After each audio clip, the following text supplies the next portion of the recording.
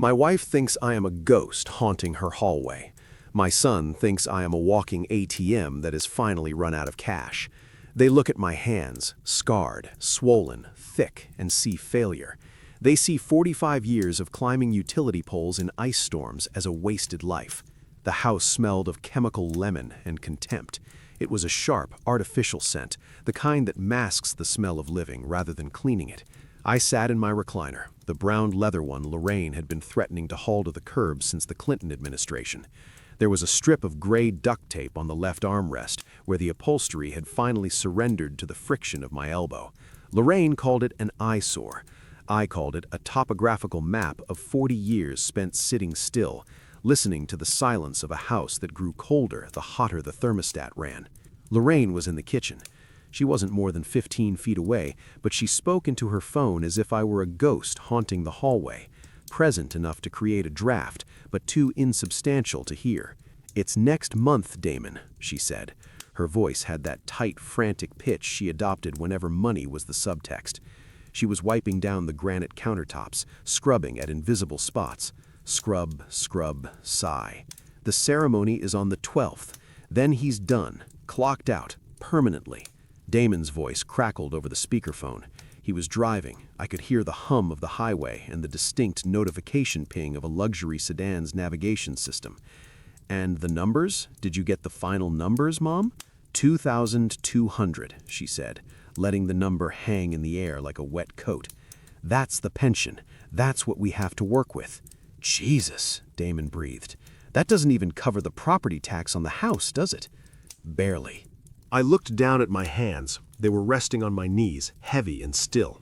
They are not pretty hands. The knuckles are swollen, the skin textured like old parchment that has been left out in the rain and dried in the sun. There is a white scar running from my thumb to my wrist, a souvenir from a transformer blowout in '82 during the Great Ice Storm. These hands have pulled tension wires tight enough to sing in the wind. They have spliced high-voltage lines in blinding snow while the rest of the city sat under blankets, waiting for me to bring the heat back. They see empty palms. They see liver spots and tremors that aren't there. They don't understand that a callus isn't just dead skin, it's armor. It's evidence of friction survived. "I tried to talk to him about a reverse mortgage," Lorraine said, moving to the stainless steel fridge to polish away a fingerprint I hadn't made. "He just stared at me. You know how he gets, like a statue." "He's checked out, Mom," Damon said. "It's cognitive decline. We have to be realistic. If he can't manage the assets, we need power of attorney, just to streamline things, for his own good." Streamline. Corporate speak for stripping the copper wiring out of the walls before the building is even condemned. I shifted in the chair. The leather groaned. Lorraine froze, her rag hovering over the toaster. She looked at me, her eyes narrowing behind her designer frames. It wasn't fear, it was annoyance. She was annoyed that the furniture was making noise. "Caleb," she asked, "do you want tea?" She didn't want to make tea. She wanted to know if I had heard. "Coffee," I said. My voice surprised even me sometimes. It was lower than it used to be, a rumble of gravel in a cement mixer. "Black." She sighed, a sharp exhalation through her nose, and turned back to the counter. "He wants coffee, Damon, at 4 in the afternoon. He'll be up all night pacing." "Just give it to him," Damon said, dismissively. "Listen, I've got to take this other call. It's the caterer for the party. We're doing the bistro downtown, the one with the glass walls." "That's expensive, honey." "It's about optics, Mom. We need to show people we're handling the transition well. Dignity. Besides," he laughed, a dry, hollow sound, "maybe the old man has a stash in a coffee can somewhere we don't know about." Lorraine snorted. "The only thing in his coffee cans is rusty nails and washers." She hung up and started the kettle. I watched her movements. They were jerky, efficient, devoid of grace.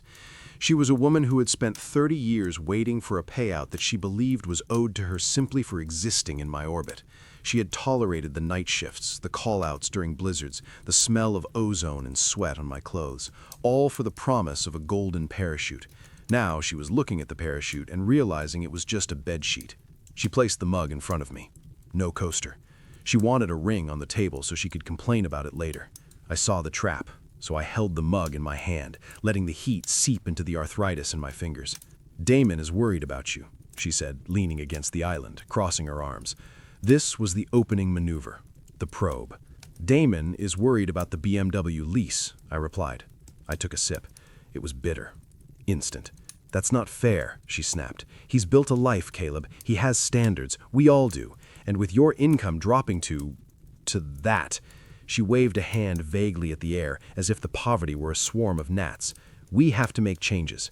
"We will," I said. "I'm thinking of selling the truck," she said. She watched my face closely, hunting for a flinch. "You won't be driving to the depot anymore. It's just sitting there, leaking oil on the driveway. It's an eyesore. The neighbors talk." The Ford was a 2004 F-150. It had 280,000 miles on the engine and not a spot of rust on the frame because I treated the undercarriage with oil every October. It didn't leak. If there was oil on the driveway, she had poured it there. "The truck stays," I said. I didn't raise my voice. I didn't need to. It was a statement of fact, like gravity or the voltage in a live wire. "You're being impossible," she hissed. "We are facing a crisis and you're clinging to junk. Why? Why do you have to be so difficult?" I looked at her. Really looked at her. I saw the lines around her mouth etched by years of frowning at price tags. I saw the terror behind the anger. She was 68 years old, and she realized she had no skills, no assets of her own, and a husband she thought was a fool. She was terrified of being ordinary. I almost felt pity, but then I remembered the tone in Damon's voice. Cognitive decline, power of attorney. They weren't planning a retirement. They were planning a liquidation. "I'm going to the basement," I said, setting the mug down. I used a coaster I pulled from my pocket. "What for?" she demanded. "Dinner is in an hour. Pot roast." "I have some filing to do," I said. I stood up. My knees popped, loud in the quiet kitchen. I walked past her, smelling the lavender perfume she wore to hide the scent of the lemon cleaner. I walked to the heavy oak door of the basement stairs. Down there, under the floorboards, the air was cool and smelled of sawdust and iron. It was the smell of work. I pulled the chain on the single bulb above my workbench. The light flickered once, then held steady. I sat on the stool and unlocked the bottom drawer of the metal filing cabinet. It didn't squeak. I kept the rails greased. Inside wasn't a coffee can of rusty nails. I pulled out the black ledger. It was heavy, bound in leather that cost more than the suit I'd be forced to wear next week. I opened it to the current month. The columns were neat, handwritten in blue ink. Property 4, The Heights, 98% occupancy. Property 7, commercial, retail, lease renewal pending, plus 15% adjustment. Liquid assets, Trust A, stable. I ran my finger down the numbers. They weren't just digits. They were bricks. They were mortar. They were the wires running underground that kept the city glowing while people like Lorraine and Damon slept. I had spent 45 years climbing poles, yes, but I had spent 30 years buying the land the poles stood on. I heard footsteps upstairs. Heavy, agitated pacing. Lorraine was calling Damon back. She was likely telling him I was senile, retreating to my dungeon to play with my tools. I closed the ledger. The sound was a soft, heavy thump that vanished into the insulation. Let them talk. Let them plan their bistro dinner and their power of attorney plays. A lineman knows that you don't touch the wire until you've tested the ground, and they were standing in water. I reached for the tablet tucked behind the drill press. It was time to check the market close. The invisible man had work to do. The alarm in my head went off at 4:15 a.m. I didn't need the clock on the nightstand. My body has been synced to the rhythm of the grid for 45 years, waking up before the load spikes, before the coffee makers and hair dryers of the city begin their daily assault on the infrastructure. I slipped out of bed. The sheets were cool on my side, warm on Lorraine's. She was snoring, a soft, rhythmic whistling that sounded like a tea kettle just beginning to boil. I dressed in the dark. Flannel shirt, heavy canvas pants, boots that I laced tight enough to cut circulation. There is a specific silence to a house at this hour. It's not peaceful, it's expectant. It's the silence of a structure waiting for the stress test of the day. I didn't eat. I grabbed my thermos, filled it with the sludge from the bottom of yesterday's pot, cold and thick as crude oil, and walked out the back door. The morning air tasted of frost and wet asphalt. I walked to the Ford. It's a 2004 F-150, the color of a bruised plum where the paint hasn't peeled away to reveal the primer. Lorraine calls it the heap. To the neighbors, it's an eyesore that drives down property values. To me, it's urban camouflage. Nobody looks twice at an old man in a rusted truck. They assume you're looking for scrap metal, not checking your empire. The engine turned over with a cough and a roar, settling into a diesel idle that shook the steering wheel. I backed out, leaving the sleeping house and its occupants to their dreams of bankruptcy and bistros. I drove east. The city changes complexion as you cross the river. The manicured lawns of my subdivision gave way to the cracked pavement and industrial zoning of the east side. This was where the city was bleeding, but it was also where it was healing, if you knew where to look. I pulled up to The Heights. It was a 4-story brick complex, 72 units, built on the bones of an old textile factory. I parked across the street near a chain-link fence that caught the drifting trash of the neighborhood. I took a sip of the cold coffee and watched the building. It wasn't pretty in the architectural digest sense. It was sturdy, red brick, steel lintels, double-paned windows that kept the heat in and the noise out. I got out and walked the perimeter. This was my ritual. I wasn't just looking, I was auditing. I ran a hand along the retaining wall. The mortar was rough, sandy against my calluses. I checked the tuck pointing near the foundation. Solid. No hairline cracks, no water intrusion. I walked around to the loading bay where the dumpsters were kept. They were enclosed in a wooden corral, the gate latched. Order. Discipline. "Morning, Mr. King."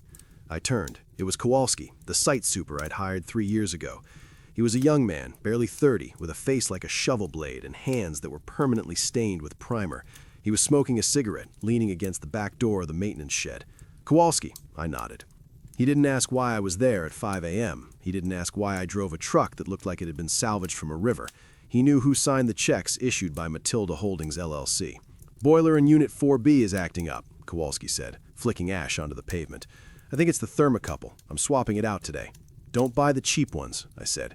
"Get the Honeywell. It costs $12 more, but it lasts 3 years longer. Do the math." "Already on the truck, Mr. King."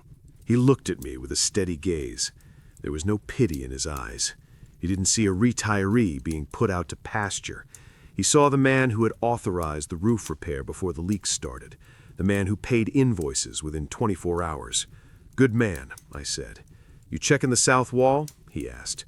"Graffiti crew came through last night. I've got the power washer set up for 7. "I saw it," I said. "Get it off before the tenants wake up.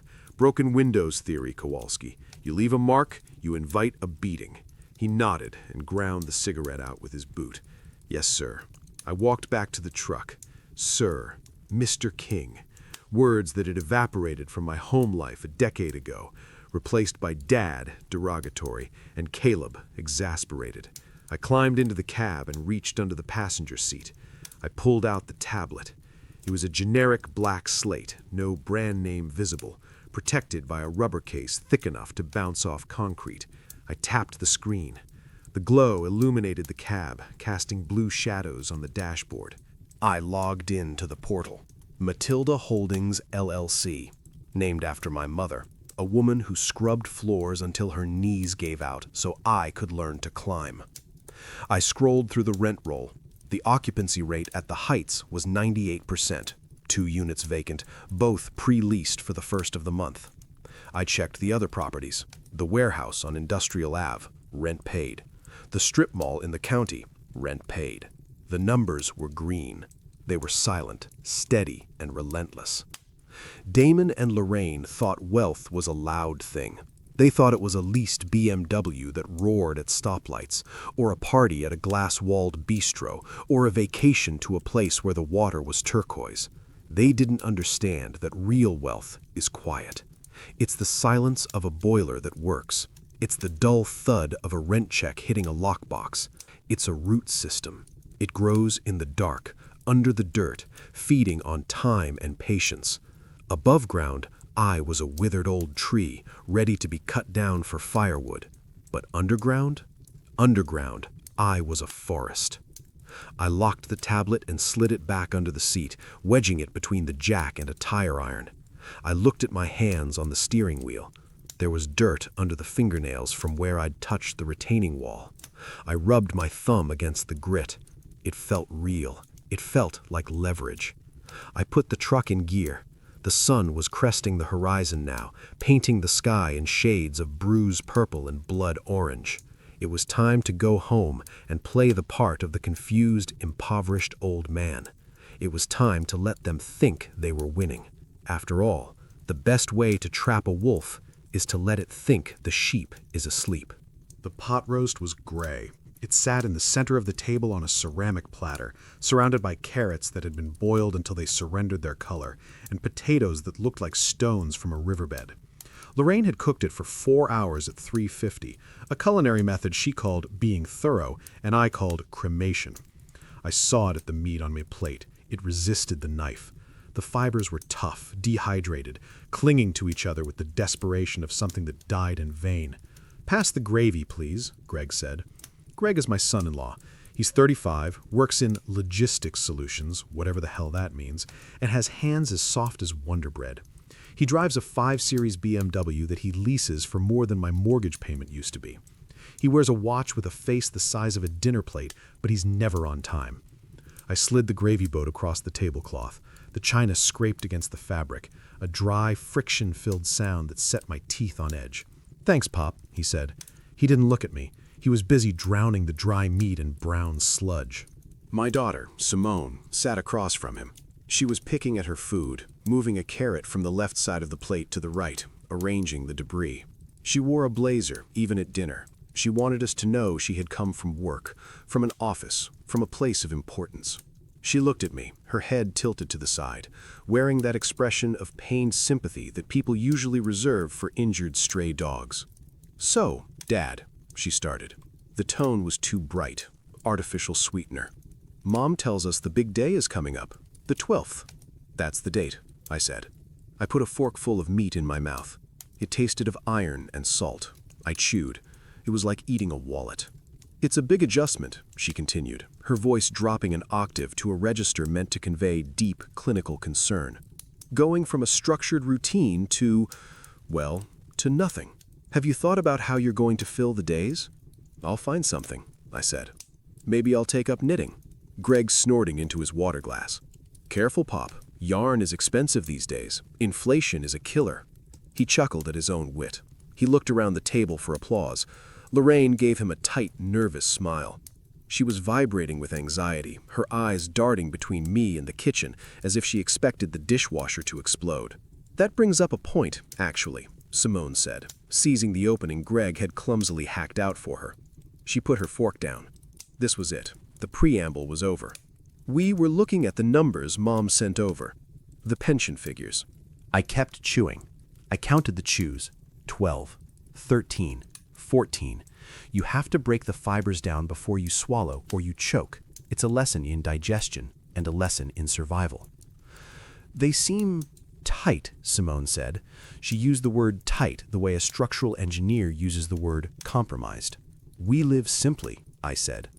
"Simply is one thing, Caleb," Lorraine chimed in, her voice high and thin. "Destitute is another. You know the heating bill last winter. You know the cost of the premiums." "We'll get by," I said. The phrase landed in the center of the table like a dead bird. Simone sighed. It was a long, theatrical exhale that involved her entire upper body. "Dad, getting by isn't a plan, it's a hope, and hope doesn't pay for long-term care facilities. It doesn't pay for unexpected medical costs. Greg and I, we're just worried. We don't want you to be a burden on the system, or on us." There it was, the naked truth, stripped of its polite clothing. "Don't be a burden on us." "I've never asked you for a dime, Simone," I said quietly. "Not yet," Greg said. He was leaning back in his chair now, swirling his wine. "Fixed incomes are tricky. One bad fall, one leaky roof, and suddenly you're underwater. I mean, have you guys even thought about coupon clipping? My mom does it. Saves her maybe $10 a week. Every little bit helps when you're, winding down." He smiled. It was a patronizing, greasy smile. He was lecturing a man who had built substations with his bare hands about the economics of survival. I looked at his hands again. Not a single scar, not a single callus. He held the wine glass by the stem, pinky extended. If I squeezed his hand, I felt I could crush the metacarpals into dust without raising my pulse. "I'll keep an eye out for the circulars," I said. Simone and Lorraine exchanged a look. I know that look. I've seen it on job sites when the foremen decide to cut corners on safety gear to save the timeline. I've seen it in union meetings when the reps decide to sell out the new guys to protect the seniors. It is the look of conspirators. It is the look of wolves measuring the flank of the caribou, deciding which tendon to hamstring first so the animal goes down screaming but stays fresh. They were frustrated. They wanted me to panic. They wanted me to beg them for a solution so they could graciously offer to take control for a fee. They wanted me to hand over the keys to the kingdom because I was too old and feeble to drive. "We just think," Simone said, pressing on, "that it might be time to look at consolidation, maybe downsizing, liquidating some of the clutter." "The truck," Lorraine whispered. "Exactly," Simone said. "The truck, the tools in the basement. Maybe even the house eventually. There are lovely assisted living communities where you don't have to worry about maintenance." I swallowed the last of the meat. It went down like a stone, sitting heavy in my gut. "I'm not selling the house," I said, "and I'm not selling the truck." "It's not about what you want, Dad," Simone snapped, her mask of patience slipping. "It's about what's viable." I wiped my mouth with the paper napkin. Lorraine didn't bring out the linen for family, and pushed my chair back. "I need some water." "I'll get it." Lorraine jumped up. "Sit. I can walk to the sink." I stood up. My knees didn't creak this time. I willed them to silence. I walked into the kitchen, away from the tribunal. The air was cooler here, away from the heat of their avarice. I went to the sink and turned on the tap. I let the water run, watching it swirl down the drain. I drank from the cupped palm of my hand, a habit from the field. As I wiped my chin, my eyes drifted to the counter, near the stack of junk mail Lorraine hadn't sorted yet. There was a folder. It wasn't a manila folder you buy at the grocery store. It was a heavy, slate-blue legal binder, the kind used by firms that charge $400 an hour to destroy families. It was sitting under a stack of Bed Bath & Beyond coupons, partially hidden, but the corner stuck out. I reached out and touched the edge of the paper. It was thick, bond paper, expensive. I didn't open it. I didn't need to read the headers to know what it contained. I could smell it. It smelled of toner and betrayal. It smelled of sulfur. It was a petition, a draft, likely a division of assets, or a power of attorney, or a separation agreement drawn up and ready for a signature they planned to coerce out of me at the celebration. They weren't just worried about the budget. They had already spent the money they thought they were going to get. And now that they realized the pot was smaller than they hoped, they were preparing to carve up the carcass before the heart had even stopped beating. I looked back toward the dining room. Through the archway, I saw the three of them, heads close together, whispering. Greg was making a slicing motion with his hand. Simone was nodding. Lorraine looked pale, but she was nodding too. The wolves weren't just gathering, they were already circling. I turned off the tap. I left the folder where it was. If I moved it, they would know I knew. And in a siege, information is the only ammunition that matters. I walked back into the dining room. I sat down. I picked up my fork. "You're right," I said. My voice was steady, flat, a calm lake over a deep trench. They stopped whispering. They looked at me, surprised. "About the coupons?" Greg asked, a smirk touching his lips. "About everything," I lied. "We'll have to look at all the options." Simone smiled. It was the smile of a predator that just felt the trap snap shut. She didn't know her leg was the one caught in the teeth.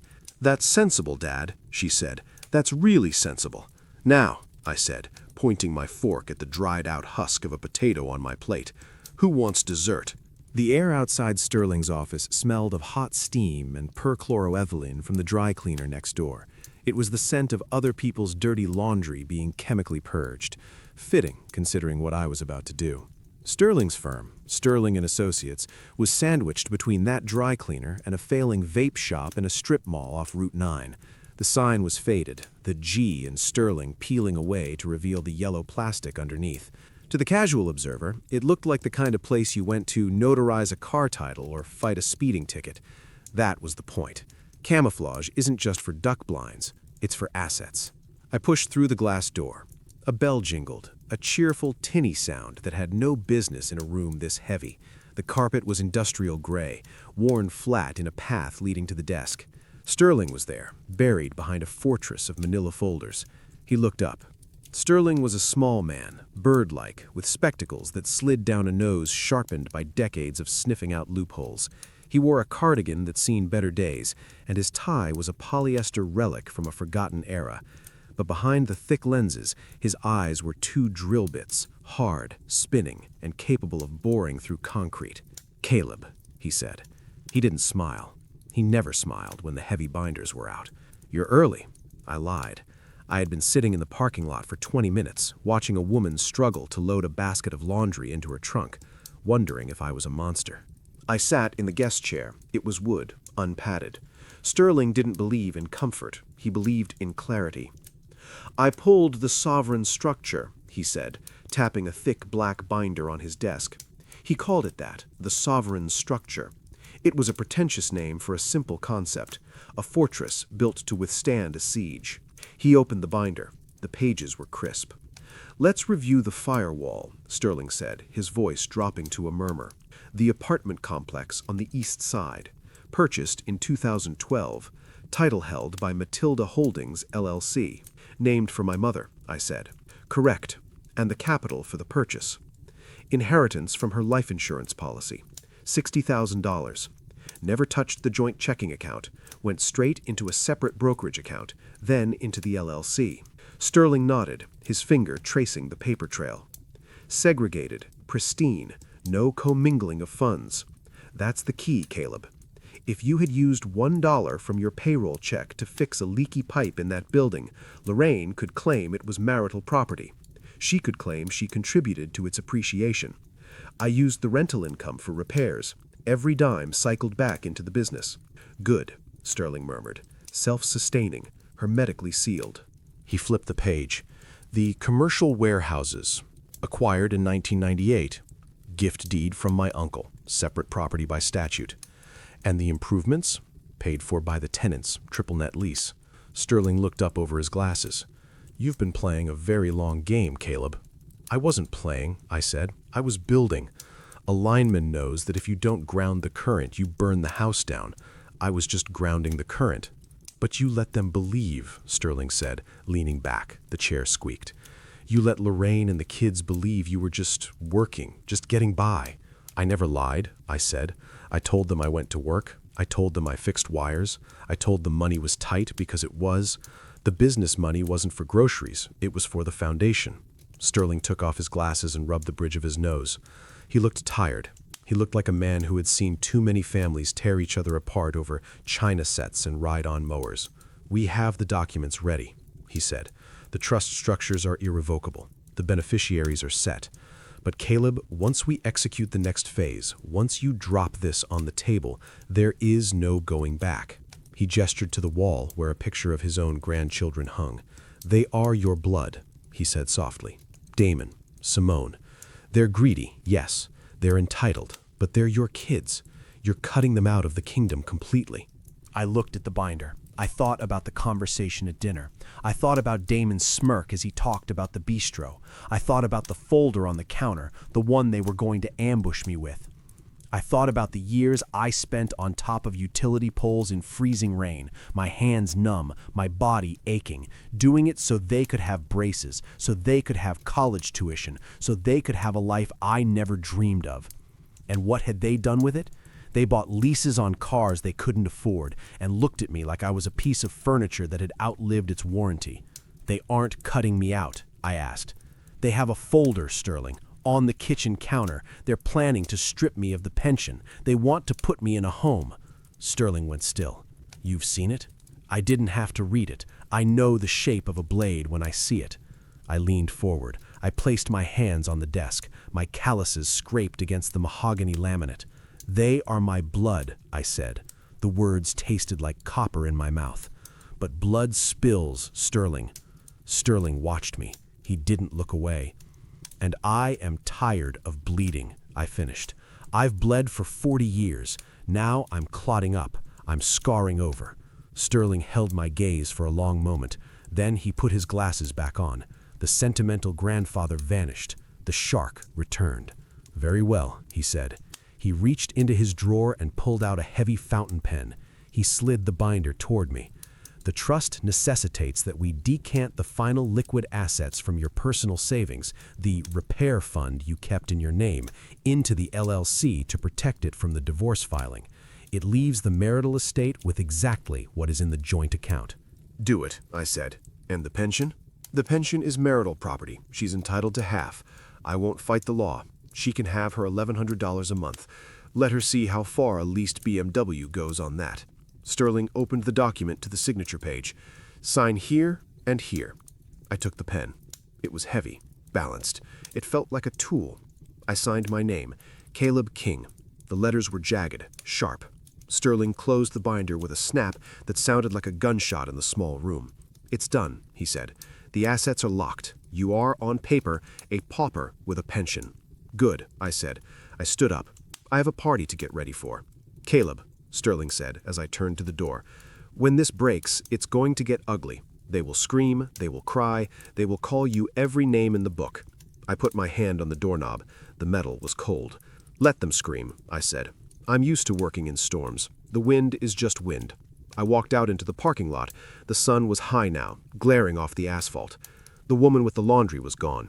I got into my truck, the seat springs groaning under my weight. I felt lighter. The folder on the kitchen counter was a knife, yes, but I had just put on a vest of Kevlar. I started the engine. It was time to go home and let them sharpen their knives. The kitchen table was covered in brochures, glossy pamphlets for caterers, florists, and a DJ who specialized in timeless classics. Lorraine sat in the middle of it, a general amidst the paper debris of a war I was paying for but wasn't allowed to fight. I stood by the sink, drawing a coffee mug. The ceramic dragged against the towel, a rough, dry friction that matched the mood in the room. "Caleb," she said. She didn't look up. She was tapping a calculator with the eraser end of a pencil. "I need the banking info, the routing number, and the account summary." I paused. "The checkbook is in the drawer, Lorraine, same place it's been since 1995. "Not just the checkbook," she said, finally looking at me. Her eyes were bright, too wide. It was the look of a bad poker player trying to bluff a pair of twos. "The planner needs the full financial picture for the deposit structure and the pension verification. They need to know the income flow to approve the credit line for the venue."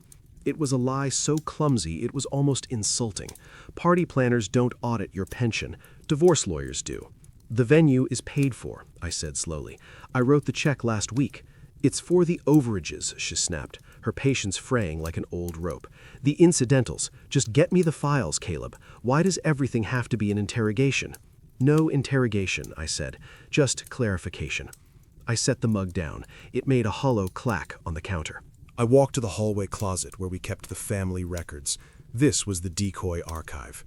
The real records, the deeds to the apartment complexes, the LLC filings, the commercial leases, were in a fireproof safe in the basement, and duplicates were with Sterling. I reached up and pulled down the beige accordion folder. It was thin. It felt light in my hand. Insubstantial. It felt like poverty. I walked back to the kitchen and placed it on the table in front of her. It landed with a soft slap, like a wet fish. "There it is," I said. "Current checking balance, savings, and the benefit determination letter from the union." Lorraine grabbed the folder. Her hands were shaking slightly, not from fear, but from greed. She was hunting. She flipped it open, bypassing the electric bills and the tax returns, going straight for the bank statement. I watched her eyes. They darted to the bottom right corner of the page. Balance, $4,102.33. She blinked. She moved the paper closer to her face, as if the numbers might rearrange themselves if she squinted. She looked for a comma that wasn't there. She looked for a zero that hadn't been printed. 4,000? She whispered. The air went out of her. "That's it? That's the liquid cash?" "We just paid the property tax," I said, my voice level, "and the deposit for the bistro. But..." She frantically shuffled the papers, pulling out the pension letter. This was the document I had received last month, the one that detailed the joint and survivor annuity option. She read the line I knew by heart. Monthly benefit amount, $2,214.00. Her mouth opened slightly, a small silent O of horror. She did the math instantly. I could see the gears grinding behind her eyes. $2,000 a month, that was the total pot. In her mind, she was already dividing it. $1,100 for her. $1,100 wouldn't cover the lease on her car. It wouldn't cover her weekly salon visits. It wouldn't cover the facade she had spent 40 years constructing. "This can't be right," she said, her voice trembling. She looked at me, and the mask slipped. The doting wife planning a party vanished. In its place was a woman looking at a broken appliance she couldn't return. You worked for 45 years. You were a foreman. There has to be more. I was a lineman, Lorraine, I said. I fixed wires. I didn't own the power company. But the overtime, she said, desperate now. The storm pay. Spent, I said, on the house, on the kids, on the cars, on the life. It wasn't a lie. My overtime, the money earned from my labor, had indeed gone into the joint account and out the door as fast as she could swipe the card. It was the investment income, the money earned by money, the money from the properties she never asked about and I never volunteered, that sat safe in the dark. She stared at the paper. The silence stretched, tight as a piano wire. I saw the shift happen. It was physical. Her shoulders hardened, her jaw set. The panic in her eyes cooled into a hard, flat resolve. She realized that staying married to me meant sinking with the ship. She realized that $2,200 a month was a death sentence for her social standing. But she also knew the law, or she thought she did. She knew that in a divorce, she could demand a lump sum payout of the pension's present value. She could demand the sale of the house. She could strip the copper out of the walls and burn the frame to keep warm for a few more years. She looked at me. There was no love in that look. There wasn't even hate. It was the look a butcher gives a cow. How much yield? Is this everything? She asked. Her voice was different now, cold, businesslike. That's the ledger, I said. She closed the folder. She didn't hand it back. She placed her hand on top of it, claiming it. I need to keep this, she said, for the planner. Of course, I said. Make sure they get the numbers right. She stood up. She didn't offer to make dinner. She didn't ask about my day. She picked up the folder and her phone. I have a headache. I'm going to lie down. Don't wait up. She walked out of the kitchen. I listened to her footsteps on the stairs. They were fast, purposeful. She wasn't going to lie down. She was going to call Damon. She was going to call a lawyer. I stood alone in the kitchen. The smell of lemon polish was still there, cloying and fake. She thought she had the map. She thought she had the intel. She had seen the weakness in the line, and she was preparing to cut it. I picked up the mug again and finished drying it. She was making the classic mistake of the amateur strategist. She assumed the battlefield she could see was the only battlefield there was. She was running to her lawyers with a snapshot of a burning building, demanding half the ashes. She didn't know about the gold bars buried in the basement. And by the time she found out, the ink on the divorce decree would be dry. She would file based on these numbers. She would expedite the process to salvage what she could from the destitute old man. She would waive discovery to save on legal fees because she was convinced there was nothing to discover. I placed the mug in the cupboard, handle facing out. Order. Discipline. Go ahead, Lorraine, I whispered to the empty room. Pull the trigger. I turned off the kitchen light. The darkness felt comfortable. It felt like home. The invitation arrived on a Tuesday. It was heavy cardstock, cream-colored with gold foil lettering, the kind of stationery usually reserved for weddings or summonses from a high court. I pulled it from the mailbox, my thumb brushing against the embossed script. A celebration of legacy. Caleb King's retirement. It felt like a lie in my hand. It was too light, too pretty. It didn't have the weight of 45 years of wet boots, frozen fingers, and sleepless nights. It had the weight of a performance. I walked into the house, tossing the envelope onto the entryway table. It slid across the polished wood and came to a stop next to a vase of dried reeds, another one of Lorraine's decorative touches that looked dead on purpose. "Did you see it?" Lorraine called from the living room. She didn't get up. She was flipping through a magazine, likely looking for outfits that said "grieving but wealthy widow" for the divorce proceedings she was mentally rehearsing. I saw it. Classy. "The venue is Lumiere," she said, pronouncing it with a French accent that struggled against her flat Midwestern vowels. "It's that new bistro downtown, floor-to-ceiling glass, very open, very modern." "I know it," I said. "It's a fishbowl." I knew the building. I'd inspected the transformer bank behind it 3 years ago when they were renovating. The wiring was adequate, but the load calculations were tight. It was a place where people went to be seen eating, not to eat. The portions were sized for hummingbirds, and the acoustics were designed to amplify gossip. "It's elegant, Caleb," she snapped, turning a page aggressively. "Try to appreciate the effort." I didn't reply. I walked past her, heading for the kitchen to get a glass of water. As I passed the open door to the sunroom, I heard a voice. It was Damon. He was visiting, likely to conspire with his mother on the final details of the extraction. He was on his cell phone, pacing the length of the room. He didn't see me. I was in the shadow of the hallway, a fixture of the house he had already mentally foreclosed on. I stopped. I didn't hide. I simply ceased to move. A lineman learns to be still when he's up the pole and the wind kicks up. You become part of the wood. "No, listen to me," Damon said. His voice was hushed, urgent. "We time it. The servers bring the champagne, Mom does the tearful toast, everyone claps, the emotion is high." He paused, listening to the person on the other end, likely the lawyer or maybe his sister. "Exactly," he hissed. "We serve him right after the speeches, while everyone is toasting. We catch him off guard. He hates a scene, you know that. He's pathological about dignity. If we put the papers in front of him with 50 people watching, he'll sign anything just to make it stop." I stood there, the hallway carpet swallowing the sound of my boots. My heart didn't race, my hands didn't shake. Instead, a cold clarity washed over me, like the first drop of ice water down the back of the neck in January. They weren't just planning a divorce, they were planning a public execution. They were weaponizing my own character against me. They knew I valued stoicism, so they planned to create a situation where stoicism would force a surrender. They thought my silence was a weakness. They didn't know it was a blast shield. "Yeah," Damon laughed, a short, ugly sound. "We'll have a pen ready, a nice one. He likes pens." I stepped back, silently, one foot, then the other, until I was back in the entryway. I turned and walked toward the basement door. I needed the underground. I needed the smell of earth and iron. I descended the stairs, the air cooling with every step. The basement was my fortress. The walls were unfinished concrete, lined with metal shelves that held decades of accumulated hardware. Jars of screws sorted by thread count, boxes of washers, spools of copper wire. It was a library of capability. I walked to my workbench.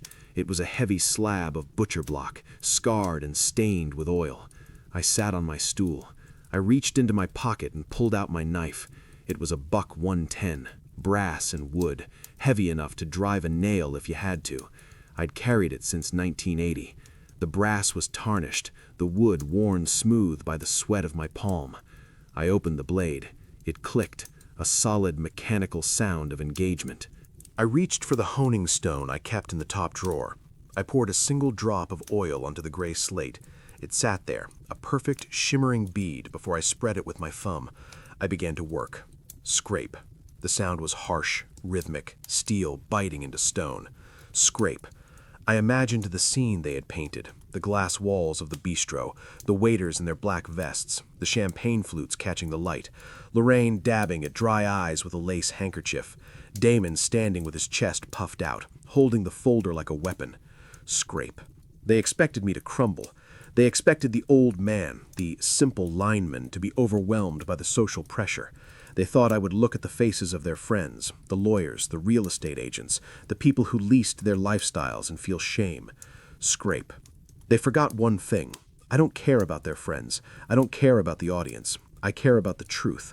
And the truth is a hard, sharp thing. I looked at the edge of the blade. A burr had formed, a microscopic wire of steel that needed to be aligned. I flipped the knife and worked the other side. Scrape. I wasn't sharpening the knife to use it on them. Violence is the tool of the man who has run out of options. I had plenty of options. I was sharpening the knife because the friction, the resistance, the transformation of dull to sharp, it centered me. It reminded me that anything, even a dull piece of metal, can become dangerous if you apply enough pressure and patience. I checked the edge with the pad of my thumb. It snagged the ridges of my fingerprint. Razor sharp. I wiped the blade with a rag that smelled of kerosene. I folded the knife and put it back in my pocket. The weight of it against my thigh was reassuring. I sat there in the silence, staring at the concrete wall. I began to construct my face. I relaxed the jaw. I neutralized the eyes. I smoothed away the anger, the betrayal, the grief. I visualized a statue. A granite gargoyle perched on the edge of a cathedral, watching the city burn without blinking. This was the face I would wear to the bistro. I would let them give their speeches. I would let them raise their glasses. I would let them spring their trap. I would let Damon walk up with his folder and his smirk, thinking he had checkmated the king. And then I would show them that they were playing checkers, and I had been the one designing the board the entire time. I stood up. The basement felt small now. I was too big for this house. Ready, I whispered to the darkness. I turned off the light. The bulb faded slowly, leaving the room in pitch blackness, but I didn't stumble. I knew exactly where everything was. I walked to the stairs, ready to ascend back into the world of glass and lies. I had a party to attend. The suit hung on the back of the bedroom door, encased in plastic like a piece of evidence. Lorraine had bought it 3 days ago, tossing the garment bag onto the bed with a casual command, "Wear this. The blue one you have smells like mothballs and diesel." I broke the plastic seal. The smell of industrial fabric softener and cheap dye hit me. It was a charcoal gray number, a wool polyester blend that felt slick and lifeless against my fingers. I began to dress. The ritual was usually comforting, the fastening of buttons, the cinching of a belt, but tonight it felt like armoring a corpse. I pulled the jacket on. It caught immediately at the shoulders. The fabric strained against my trapezius muscles, the seams groaning a low protest.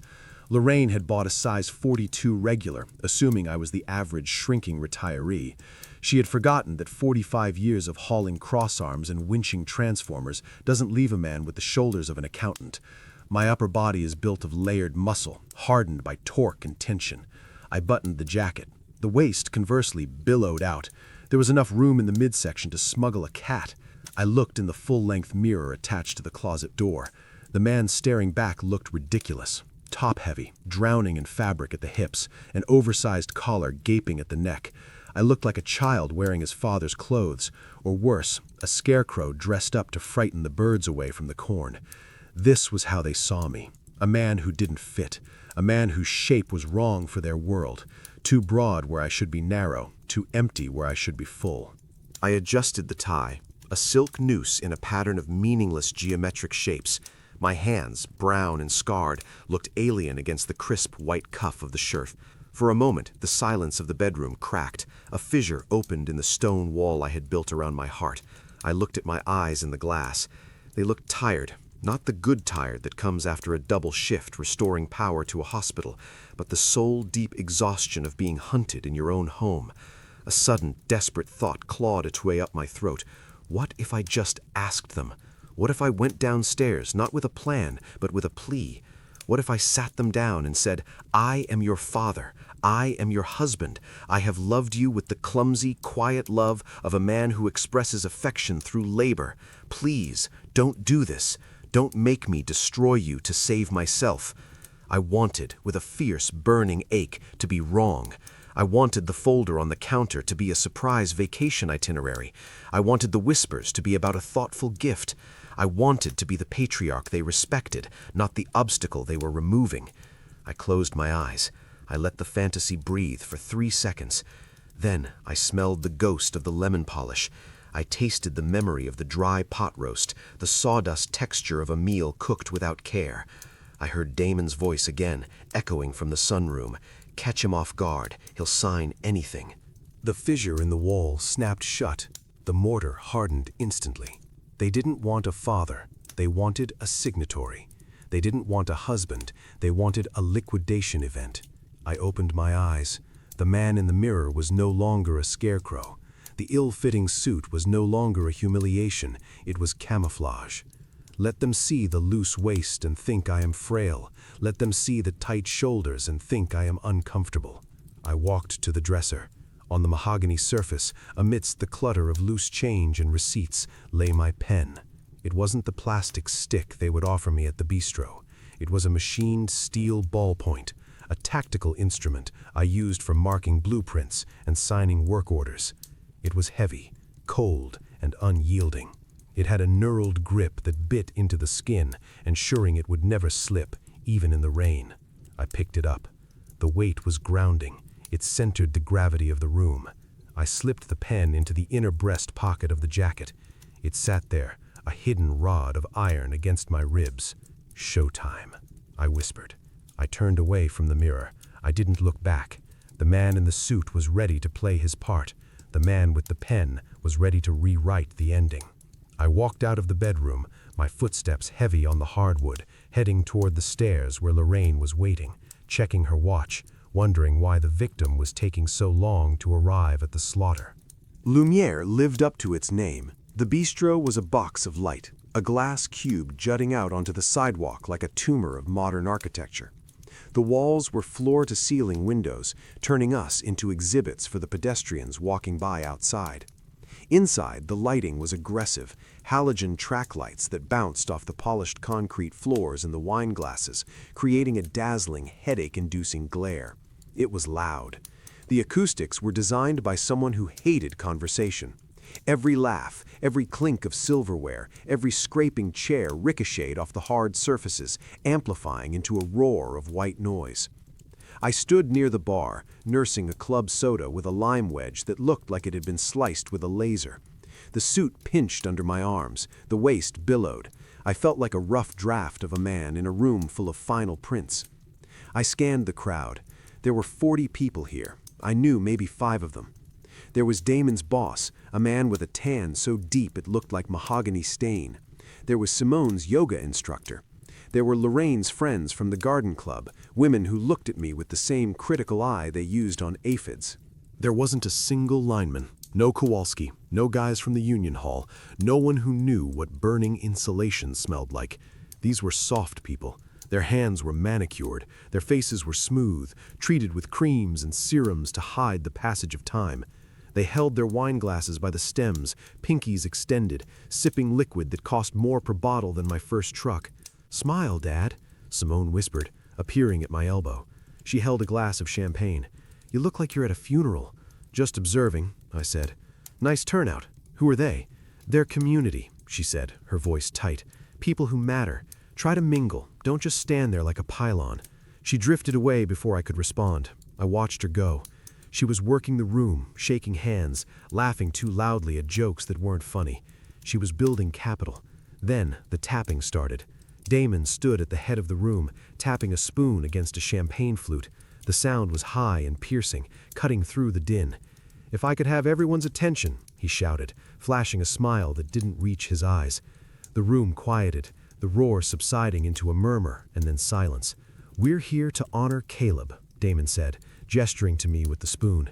He didn't say Dad, he said Caleb, as if I were a project he was managing.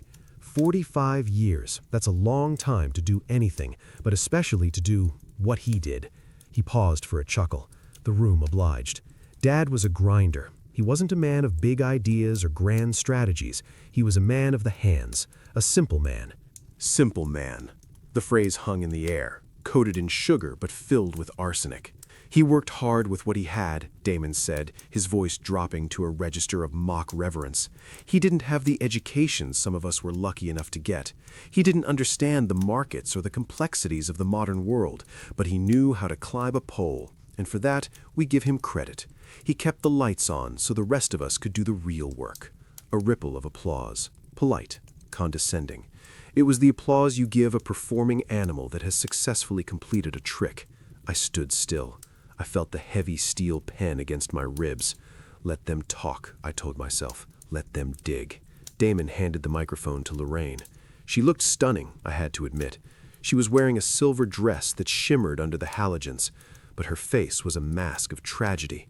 She looked like a widow who hadn't yet received the death certificate. "Thank you all for coming," she said. Her voice wavered, a perfect tremolo. This is a difficult transition." She dabbed at her eye with a cocktail napkin. "Retirement isn't just about stopping work," she said, looking out at her friends, ignoring me completely. "It's about facing the reality of limitations. Caleb has given everything he could, but time changes things. Needs change, and sometimes, to protect the legacy, we have to make hard choices. We have to restructure. Restructure. A corporate word for demolition. "We love him," she said, and a single tear actually managed to escape. And because we love him, we have to do what's right, even if it's painful. The room was dead silent now. The guests sensed the shift. This wasn't a toast. This was a preamble. The air grew heavy, charged with the static electricity of a coming storm. The music, which had been a low thrum of ambient jazz, cut out completely. This was the cue. From the kitchen doors, a server emerged. He wasn't carrying a tray of hors d'oeuvres. He wasn't carrying a cake with sparklers. He was a young man, barely 20, in a polyester vest that fit him as badly as my suit fit me. He looked terrified. He held a large, thick manila envelope in both hands, like a holy relic or a bomb. He walked through the crowd. The guests parted like the Red Sea. They knew this theater. They had seen it in movies, or perhaps in their own sordid divorces. Lorraine didn't look at me. She looked at the floor, feigning overwhelming emotion. Damon watched me, his chin lifted, a smirk playing at the corners of his mouth. He was enjoying this. He wanted the public shaming. He wanted me to be the confused, angry old man who caused a scene, so they could justify locking me away. The server stopped in front of me. He smelled of stale tobacco and nervous sweat. "Mr. King," he mumbled. "I'm here," I said. My voice was a low rumble, steady as a diesel generator. "This is for you, sir. I was told to deliver it now." He held out the envelope. The room held its breath. I could hear the hum of the refrigerator compressors behind the bar. I could hear the traffic outside on the street. I could feel 50 pairs of eyes on me, waiting for the explosion, waiting for the denial, waiting for the begging. I looked at the envelope. It was thick. It contained the petition for divorce, the motion for emergency spousal support, and likely a demand for the immediate liquidation of marital assets. It was a grenade thrown into the center of my life. I didn't tremble. I didn't flush. I reached out with my scarred hand and took the envelope. It was heavy. "Thank you, son," I said to the server. I didn't open it. I didn't throw it. I simply held it by my side, like a clipboard I was carrying to a job site. I looked up. I locked eyes with Damon. His smirk faltered. He was expecting rage. He was expecting confusion. He wasn't expecting a stone wall. I looked at Lorraine. She risked a glance at me, her eyes wet and calculating. She was waiting for me to shout, to cry out, "Why?" Instead, I reached into my jacket pocket, slowly, deliberately. I pulled out the heavy steel pen. The metal caught the light. For a second, Damon flinched, perhaps thinking it was a weapon. In a way, it was. "Is there anything else?" I asked, my voice projecting clearly to the back of the room, cutting through the silence. "Or are we ready to sign the work order?" Lorraine's face went pale. The script was going off the rails. I wasn't supposed to be ready. "Caleb," she whispered, her voice amplified by the microphone she was still holding. It's for the best." "I know." I walked over to the nearest table, a high top where a couple I didn't know were clutching their wine glasses. I placed the envelope on the glass surface. The sound was a solid, authoritative thud. "Excuse me," I said to the couple. "I need a flat surface." I opened the clasp. I slid the papers out. The header was bold and black. Petition for dissolution of marriage. I didn't read the rest. I turned to the last page. I found the signature line. I clicked the pen. The sound was a sharp crack that echoed like a pistol shot in the silent bistro. I bent down and signed, Caleb King. I straightened up, closed the pen, and handed the papers to Damon, who had drifted closer, looking unsure for the first time in his life. "Here," I said, pressing the document into his soft chest. "You wanted a signature? You got it." I looked around the room. The guests were staring, mouths agape. They had come for a roast, but they were witnessing a dissection. "Now," I said, reaching into my other pocket, "I believe it's my turn to speak." I didn't need a microphone. I had the voice of a man who shouted orders over the roar of wind and machinery. "Since we are discussing assets," I said, looking directly at Sterling, who I knew had slipped into the back of the room as planned, "and since we are discussing transitions," I signaled to Sterling. He stepped out of the shadows, carrying the black binder. The wolves had bitten down. Now they were about to realize the meat was poisoned. Lorraine stepped into the silence I had created. She moved with the fluid, practiced grace of a woman who had rehearsed this moment in front of her vanity mirror a dozen times. She placed a hand on my arm. Her touch was light, but it burned cold through the wool of the cheap suit. "Caleb," she said, her voice dropping to a whisper that the microphone still caught and broadcast to the room.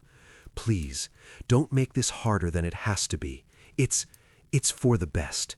She looked at the guests, offering a pained, apologetic smile as if to say, "See what I have to deal with?" "We've grown apart," she continued, turning back to me. "You're in a different place now. You need quiet. You need rest, and I need to move forward. Just sign, and we can sort out the pension details later. We'll make sure you're comfortable." Comfortable. The word was a euthanizing agent. It was what you said before you put down a lame horse. I looked down at the papers spread across the high-top table. The text was dense, single-spaced, a wall of legalese designed to intimidate. But I've read blueprints for high-voltage substations that were more complex than this. I scanned the clauses. It was a standard scorched earth petition. Irretrievable breakdown of the marriage. Petitioner requests 50% equitable distribution of all marital assets, including but not limited to real property, retirement accounts, and savings. Immediate exclusive possession of the marital residence. They wanted the house, they wanted the pension, they wanted half of the checking account, they wanted to pick the carcass clean before the body was even cold. I looked up at Damon. He was standing just behind Lorraine, his arms crossed over his chest. He wasn't even trying to hide it anymore. The smirk was fixed on his face, a rictus of triumph. He thought he had cornered the old bear. He thought the public pressure, the shock of the server, and the sheer weight of the moment would force me to capitulate to avoid a scene. He was right about one thing. I would sign. But he was wrong about the reason. I looked at Lorraine. Her eyes were dry now. The performance was over. She was just waiting for the transaction to clear. Beneath the makeup and silver dress, I saw the woman I had shared a bed with for 40 years. I saw the fear that drove her greed. She was terrified of the silence that was coming, so she was trying to fill it with money. "You want half," I said. It wasn't a question. "It's the law, Caleb," she said, her voice hardening. "It's fair." "Fair," I repeated. I adjusted the grip on my pen. The knurled steel bit into my thumb. I pressed the tip onto the signature line. The table was glass, hard, unforgiving. When I began to write, the sound was audible, a sharp, rhythmic scratching that cut through the room's ambient hum. Scritch, scratch. I didn't rush. I wrote my name with the same precision I used on safety inspections. Caleb. The C was a hook. King. The K was a wall. I pressed down hard on the final period. The glass table vibrated. I lifted the pen. The ink glistened, wet and black. A death warrant for a marriage, but a birth certificate for my freedom. Lorraine blinked. She hadn't expected it to be this easy. She had expected a fight, a plea, a moment where she could play the victim again. My compliance threw her off balance. She stared at the signature as if it were a magic trick. I closed the folder. The heavy cardstock made a dull thwack. I picked it up and held it out to Damon. "Here," I said. Damon stepped forward, his smirk faltering for a split second before reassembling itself. He snatched the folder from my hand. He opened it immediately, checking the signature, making sure I hadn't drawn a middle finger or signed Mickey Mouse. He saw the name. He closed the folder and tucked it under his arm, looking like a man who had just won a trophy. "Smart move, Dad," he said. "We'll get you a copy in the morning." "No need," I said. I capped my pen with a solid click and slid it back into my pocket. I know what I signed. I looked at Sterling in the back of the room. He gave a microscopic nod. He was moving forward, the black binder tucked against his chest like a shield. Lorraine let out a breath she seemed to have been holding since 1995. She turned to the crowd, her smile returning, bright and brittle. "Well," she said, raising her glass again, to new beginnings." "To the ledger," I said. My voice was low, but in the silence following the toast, it carried. Lorraine froze. "What?" "You wanted a divorce, Lorraine," I said, stepping away from the table. "You wanted a division of assets based on the marital estate." I gestured to Sterling. He placed the black binder on the table where the divorce papers had just been. It was thick. It was heavy. It landed with the authority of a judge's gavel. "You have your signature," I said. "Now let's see what you bought with it." "You wanted half," I said. My voice was low, the sound of gravel scraping against concrete. It wasn't a shout, but it stopped the room cold. "You have it." I nodded to the back of the room. Sterling moved. He didn't look like a lawyer from a strip mall anymore. He walked with the heavy, purposeful gait of an executioner approaching the block. He carried the black binder against his chest. He reached the high-top table. Damon tried to block him, stepping forward with a confused frown, but Sterling moved past him like a gust of wind. Sterling raised the binder and let it fall. Thud. The sound was visceral. It was the sound of a dictionary hitting a floor, of a gavel striking a bench. The vibrations traveled through the glass table, causing the untouched wine glasses to shiver and chime, a delicate, terrified ringing in the silence. "What is this?" Damon asked, his smirk finally beginning to curdle. "This," I said, placing my hand on the leather cover, "is the full accounting of my estate. The real one." I opened the binder. The pages turned with a crisp, expensive snap. I pointed to the summary page. 6 apartment complexes, I listed, my voice steady, fully occupied. 2 commercial warehouses on the logistics corridor. A diversified securities portfolio held under Matilda Holdings and Ironwood Trust. The room gasped. It wasn't a theatrical gasp, it was the sucking sound of oxygen leaving the room as 40 people simultaneously realized they had bet on the wrong horse. I saw the guests leaning in. They were reading the numbers upside down. They saw the zeros. They saw the equity. They saw a number that looked like a telephone number. Lorraine's eyes went wide. The pupils dilated, swallowing the iris. For a second, the grief and the necessity of the divorce vanished. Her face was illuminated by the raw, holy light of avarice. She did the math instantly. "Half?" she breathed. The word floated out of her mouth, soft and reverent. She was already spending it. She was buying the condo in Florida. She was buying the loyalty of her friends. "No," I said. The word hung there, sharp as a wire cutter. "Excuse me," Damon said, stepping in. "The law is clear. Community property. If you've been hiding assets—" "I hid nothing," I cut him off. I looked at Sterling. Sterling adjusted his glasses. "Mr. King's assets are held in irrevocable trusts established 20 years ago," he said. His voice was dry, clinical, cutting through the emotion like a scalpel. "These trusts are separate legal entities. They are not marital property. They are not subject to division." "Bullshit," Damon spat. "He earned it while married." "He earned a salary while married," Sterling corrected. "The salary went into the joint account. Be investments? Those were seeded by inheritance and separate property, kept rigorously distinct. The forensic accounting is in the binder. It is bulletproof." I looked at Lorraine. She was trembling now, not with fake tears, but with the genuine bone-deep shaking of a person watching a winning lottery ticket turn into ash. "You filed for divorce from Caleb the lineman," I said gently. "You filled out the financial affidavit. You declared the assets you knew about. You rushed the signing to avoid a scene. You waived discovery rights to expedite the settlement." I tapped the petition Damon was still clutching under his arm, the paper shield that had just become his sword to fall on. "You wanted the lineman," I said, "so you get the lineman's estate." I did the math for them in the air, using my finger. The checking account has $4,000. The pension is marital property, valued at $2,200 a month. By law, you are entitled to 50% of the marital estate. I leaned in close. I could smell the hairspray and the sudden acrid scent of panic. $2,000, Lorraine. That's your settlement. And $1,100 a month. I hope Lumiere takes payment plans. Lorraine's mouth opened and closed. No sound came out. She looked at the binder, then at me. She saw the man she had dismissed as simple, the man she had treated as a burden. She saw the chess player, and she realized she had been playing tic-tac-toe. Damon looked like he had been punched in the gut.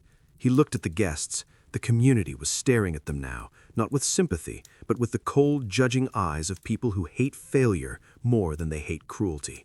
I checked my watch. It was a Timex. Reliable. Cheap. "It's 8:30, I said. "I believe your Uber is waiting." I closed the binder. I handed it to Sterling. "Come on, Sterling. I'm hungry. Let's go find a place that serves a steak you don't need a microscope to find." I turned my back on them. I walked through the silent crowd, past the stunned server, past the glass walls. I didn't look back. I didn't need to. I could feel their eyes burning into the back of my cheap suit, but I didn't feel the heat. I felt cold, clean and free. The cabin smells of cedar smoke and damp wool. It is a scent that gets into your pores, a stark contrast to the chemical lemon and lavender that used to coat my lungs. Here, the air is honest. I sat on the porch, a wooden deck that I rebuilt myself 3 months ago. The planks were pressure-treated pine, screwed down with galvanized fasteners. No contractors, no estimates. Just me, a chalk line, and the satisfaction of a bubble level centering perfectly between the lines. The sun was just beginning to burn off the mist that clung to the surface of the lake. It was a small body of water, unnamed on most maps, just a blue thumbprint in the middle of a state forest. I bought the land 5 years ago through a shell company. Lorraine had thought I was going fishing on those weekends. I was clearing brush and pouring concrete footings. I took a sip of coffee. It was strong, brewed in a percolator on the wood stove. It tasted of heat and silence. My days had found a rhythm. I woke without an alarm. I chopped wood, a physical meditation that kept the shoulders loose and the mind empty. I fished off the dock, not because I was hungry, but because staring at a bobber teaches you to distinguish between the wind moving the water and a fish testing the line. I wasn't hiding.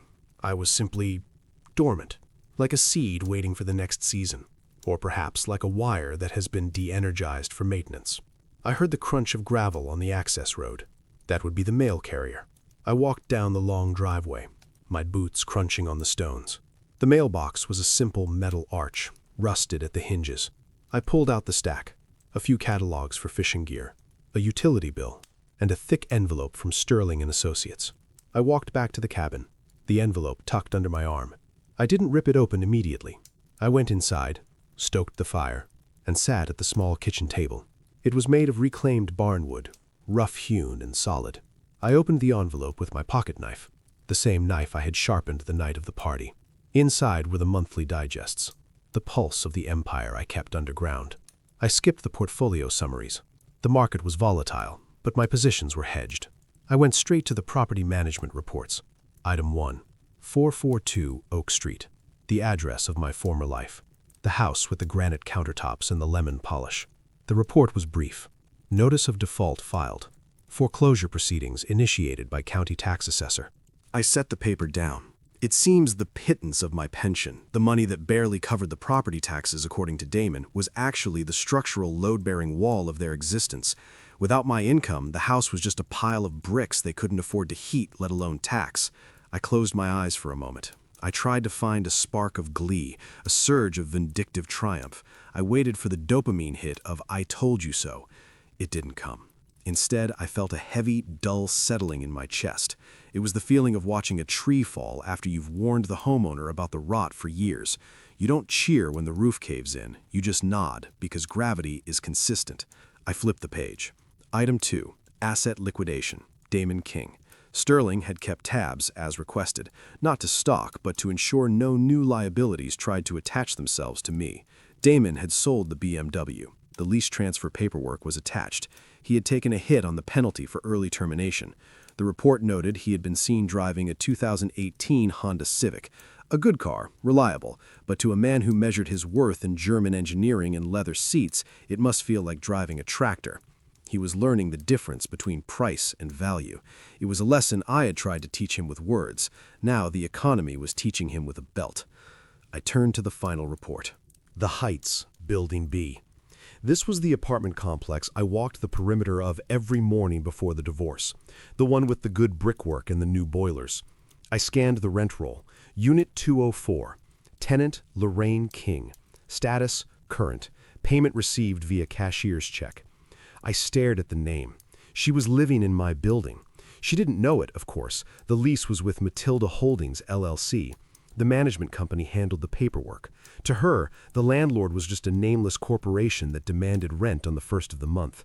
She was paying $1,200 a month for a 2-bedroom unit with a view of the alley. I imagined her there. I imagined her unpacking her boxes, the ones filled with the crystal vases and the silver picture frames that didn't fit in the smaller space.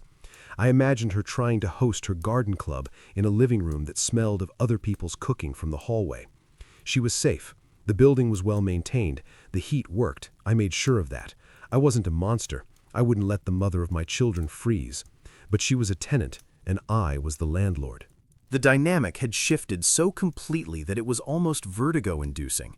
She was writing checks to the ghost she had tried to exorcise. Every month, she was feeding the root system she had tried to cut. I put the papers down. Outside, the wind picked up, whistling through the chinking of the logs. A blue jay landed on the railing, screaming its territorial call. I felt clean. For 40 years, I had carried the weight of their expectations. I had been the mule, carrying the pack up the mountain while they complained about the ride. Now the pack was gone. The harness was off. The sores were healing. It wasn't joy. Joy is a bright, fleeting thing. This was peace. It was the quiet hum of a transformer operating at optimal efficiency. I stood up and walked to the window. I looked out at the lake. The water was still now, a mirror reflecting the gray sky. I thought about calling them. I thought about driving the truck down to the city, pulling up to the apartment complex and knocking on door 204. I could offer to pay the rent. I could offer to help Damon with a down payment on a house he could actually afford. But that would be stepping back into the current. That would be grabbing a live wire with wet hands. They needed this. They needed the drought. You can't learn to conserve water until the well runs dry. I turned away from the window. I picked up the reports and tossed them into the wood stove. The paper caught fire instantly. The edges curled, turning black, then orange, then ash. I watched the words "Notice of Default" and Lorraine King disappear into smoke. The smoke rose up the chimney, drifting out into the cold air, where it would dissipate until it was invisible. I washed my coffee cup. I put it in the rack to dry. Then I heard it. A car engine.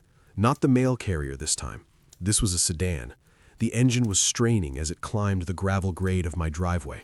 It was a sound of struggle. I wiped my hands on a rag. I walked to the door and opened it. A gray Honda Civic was cresting the hill. It was covered in road dust. It pulled up next to my truck and shuddered to a halt. The driver's door opened. Damon stepped out. He looked thinner. His suit was off the rack. I recognized the cut. He looked at the cabin, then at me. The passenger door opened. Lorraine. She was wearing a coat I bought her 10 years ago. She looked small against the backdrop of the towering pines. And from the back seat, Simone emerged. She wasn't on her phone. She was holding a casserole dish covered in aluminum foil. I stood on the porch, looking down at them. My family. The wolves who had found themselves starving in the winter. I didn't smile. I didn't wave. I just stood there, a man made of oak and memory, waiting to see if they had come to apologize or if they had just come to hunt again. "Hello, Dad," Damon called out. His voice cracked. I leaned against the doorframe. "You're trespassing," I said calmly, but I didn't close the door. The wind coming off the lake was sharp, carrying the bite of approaching winter and the scent of wet pine needles.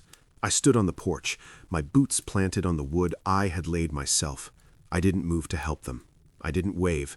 I simply watched, a lighthouse keeper observing a ship that had already crashed on the rocks. They approached the steps in a huddled phalanx. The dynamic had shifted. 6 months ago, they would have marched up here like inspectors coming to condemn a shack. Now they walked with the hesitant, shuffling gait of refugees. Damon was in the lead, but the swagger was gone. He wore a windbreaker that was too thin for the temperature, and his hands were shoved deep into his pockets. His face, once full and flushed with expensive scotch and unearned confidence, was gaunt. The jawline was sharper, but not from exercise, from stress. Lorraine followed. She was navigating the gravel in heels that were sensible, not fashionable. The silver hair, usually coiffed into a helmet of perfection, was pulled back in a loose, fraying bun. She looked at the cabin, the rough-hewn logs, the smoke curling from the chimney, with a mixture of horror and envy. She saw it for what it was, warm, and she was cold. Simone brought up the rear. She was holding a casserole dish covered in aluminum foil. The foil was crinkled. It was a peace offering, a lasagna of surrender. "Dad," Damon said again. He stopped at the bottom of the stairs. He looked up at me, squinting against the flat gray light. Can we come up?" I looked at the three of them. I looked at the mud on their shoes. I looked at the fear behind their eyes. "You can stand on the porch," I said. "The wind is biting." I didn't open the door to the cabin. The interior, my books, my fire, my silence, was a sanctuary. They hadn't earned the right to cross that threshold. They climbed the steps. The wood groaned under their weight, a different sound than when I walked on it. They huddled near the railing, shivering. "I brought this," Simone said, holding out the dish. Her voice was small. It's eggplant parmesan, your favorite." "My favorite is steak," I said. "Lorraine likes eggplant." Simone flinched. She set the dish down on the small table by the rocking chair. It sat there, steaming slightly in the cold air, an awkward centerpiece to a negotiation that should have happened 20 years ago. "We were in the area," Lorraine lied. Her voice was brittle. She refused to meet my eyes, looking instead at the stack of firewood I'd split that morning. "We thought we'd check on you, see how you're managing."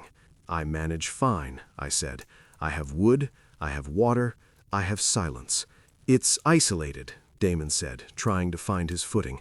"A man your age, out here alone. It's a risk, Dad. What if you fall? What if—" "If I fall, I get up," I said. "Or I don't. That's between me and the ground."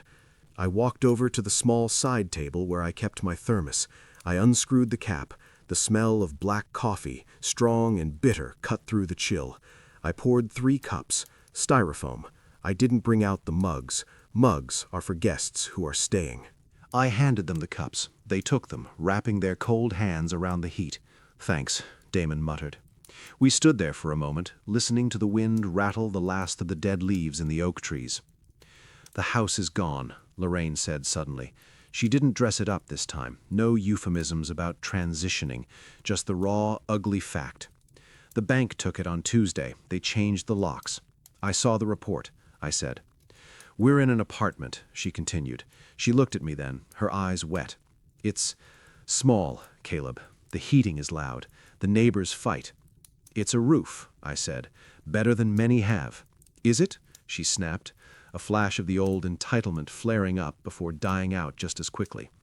"After 40 years, is this how it ends? Me in a box, and you sitting on a pile of money you won't touch?" "I didn't put you in the box, Lorraine," I said, taking a sip of my coffee. "You built the box. You furnished it with debt. You painted it with pride. I just stopped paying the rent on it." Damon stepped forward. He set his cup down on the railing. "Look, Dad, we messed up, okay? We admit it. The bistro, the folder, it was too much. We listened to bad advice." "You didn't listen to advice," I corrected him. "You listened to greed. You listened to the idea that you were owed a harvest you didn't plant." "Okay," Damon said, his hands spreading in a gesture of helplessness. "Fine. We were greedy. But we're family. Doesn't that count for anything? The legacy, the empire you built, it's going to rot if you don't have someone to carry it on. You need a successor." He straightened his spine, trying to look like a successor. He tried to look like a CEO. But I saw a man who had sold his car to pay off a credit card. "Legacy," I repeated. The word tasted like ash. I set my thermos down. I looked at them, really looked at them. "You talk about legacy like it's a trust fund," I said. My voice was low, rolling like thunder in a valley. "You think legacy is the buildings, the rent checks, the portfolio. Isn't it?" Simone asked softly. "No," I said. "The legacy is the work. It's the climbing of the pole when the ice is an inch thick. It's the missing of the birthday because the hospital lost power. It's the saving of the penny when you want to spend the dollar." I pointed a calloused finger at Damon. "You wanted a rich father," I told him. "You liked the idea of the eccentric tycoon hiding in the woods, but you didn't want the man who earned it. You didn't want the lineman. You wanted the checkbook." Damon looked down at his shoes. We want a second chance. I can help you manage the properties. I know real estate. You know how to lease a BMW," I cut him off. "You don't know how to fix a boiler." I reached into the pocket of my flannel jacket. I pulled out a single sheet of paper, folded into thirds. It was crisp. I had printed it yesterday, knowing they would come. The chess player anticipates the move. I held it out to Damon. He took it, unfolding it with trembling fingers. Lorraine craned her neck to see. It wasn't a check. It wasn't a deed. "Application for employment," Damon read aloud. His voice was flat. "Porter, maintenance division. Starting wage, $18 an hour? He looked up at me, his face flushing a deep, humiliated red. Is this a joke? The Heights needs a porter, I said. Someone to sweep the halls, haul the trash to the dumpsters, salt the walkways when it freezes. It's hard work. It's cold work. I'm a logistics manager, Damon spat. I have a degree. You have a degree in spending money. I'm offering you a degree in earning it. I leaned back against the doorframe, crossing my arms. Start at the bottom, I said, like I did. Show up at 5 a.m., wear boots, not loafers, clean the grit out of the entryway so the tenants don't slip. Do that for 5 years. If you're still here, if you haven't quit, if you haven't complained, then we'll talk about legacy. Then we'll talk about who runs the kingdom. Damon stared at the paper. I saw the war in his eyes, the ego battling the hunger. He wanted to tear it up. He wanted to throw it in my face, but he couldn't, because he had seen the balance in his bank account. Lorraine looked at the paper, then at me. And me? She whispered. What about me, Caleb? You have an apartment, I said, and you have a pension check coming every month. I suggest you learn to budget. There are coupons in the Sunday paper. I hear they save about $10 a week. The reference to Greg's joke at the dinner table landed like a slap. Lorraine flinched. Go home, I said. The sun is going down. The roads get icy. Damon crunched the paper in his hand. For a second I thought he would throw it, but he didn't. He shoved it into his pocket. $18, he muttered. It's 18 more than you made today, I said. He turned around. He didn't say goodbye. He walked down the steps, his boots heavy and clumsy on the wood. Simone followed him, leaving the cold casserole on the table. Lorraine lingered for a second. She looked at the door to the cabin, the warmth she was leaving behind. She looked at me, the husband she had thrown away because she thought he was empty, only to find out he was full of gold she couldn't touch. You're a hard man, Caleb, she said. I'm a grounded man, Lorraine, I replied. There's a difference. She turned and followed the children she had raised to be wolves, who were now learning to be dogs. I watched them get into the gray Honda. The engine struggled to turn over, a starter motor going bad. Damon would have to fix that soon. Maybe he'd learn how. They drove down the gravel drive, dust billowing behind them, disappearing around the bend of the pines. I stood there until the sound of the engine faded completely, replaced by the wind and the call of a crow. I looked at the casserole. I picked it up and walked to the edge of the porch. I scraped the eggplant into the woods for the raccoons. They have to eat too. Then I picked up the thermos and walked back inside. The bridge was burned. I could smell the smoke. But as I closed the heavy door and locked it against the coming night, I thought about the paper in Damon's pocket. Maybe he would show up on Monday. Maybe he wouldn't. But for the first time in 40 years, the outcome didn't depend on me carrying him. He would have to swim. I sat in my chair. I opened my book. I breathed. The ledger was balanced. The lights were on. And I was finally, truly, home.